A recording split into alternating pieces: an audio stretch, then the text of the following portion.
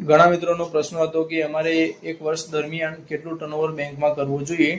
તો બેંકમાં ટર્નઓવર કરવા માટે એવી કોઈ ખાસ મહત્વની મર્યાદા નક્કી કરવામાં આવી નથી. સામાન્ય રીતે આપણે બેંકમાં બે પ્રકારના ટર્નઓવર કરતા હોઈએ છીએ. એક તો એનઈએફટી, આરટીજીએસ કે યુપીઆઈ દ્વારા, બીજું ચેક કે કેશ દ્વારા. સૌથી પહેલા સમજીએ આપણે યુપીઆઈ.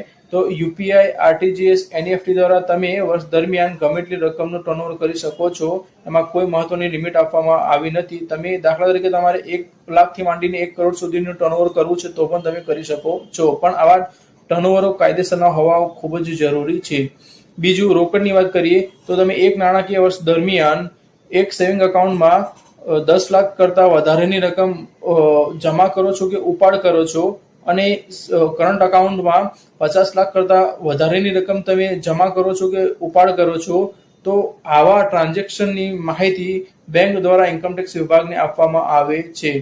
પરંતુ એનો મતલબ એવો નથી કે ઇન્કમટેક્સ વિભાગની નોટિસ તમને આવી જાય.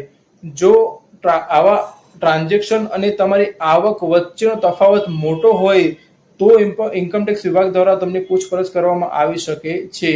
દાખલા તરીકે તમારી આવક 4 લાખ રૂપિયા છે અને તમારું ટ્રાન્ઝેક્શન છે 40 થી 45 લાખનું, તો તમારી આવક અને ટ્રાન્ઝેક્શન, બેંકના ટ્રાન્ઝેક્શન વચ્ચેનો તફાવત બહુ મોટો છે, માટે ઇન્કમટેક્સ વિભાગ દ્વારા તમને પૂછપરછ કરવામાં આવી શકે.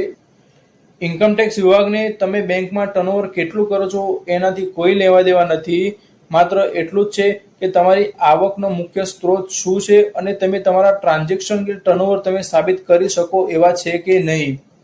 માટે તમે જે પણ કંઈ બેંકમાં ટર્નઓવર કરો છો એ તમારે સાબિત કરી શકો એવા હોવા ખૂબ જ જરૂરી છે.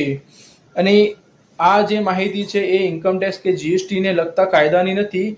ઇન્કમટેક્સમાં તો આવી કોઈ પ્રકારની લિમિટ નક્કી કરવામાં આવી નથી, પણ જીએસટીમાં નક્કી કરવામાં આવેલી છે, જે હું એક બીજા વિડીયોમાં તમને જણાવીશ.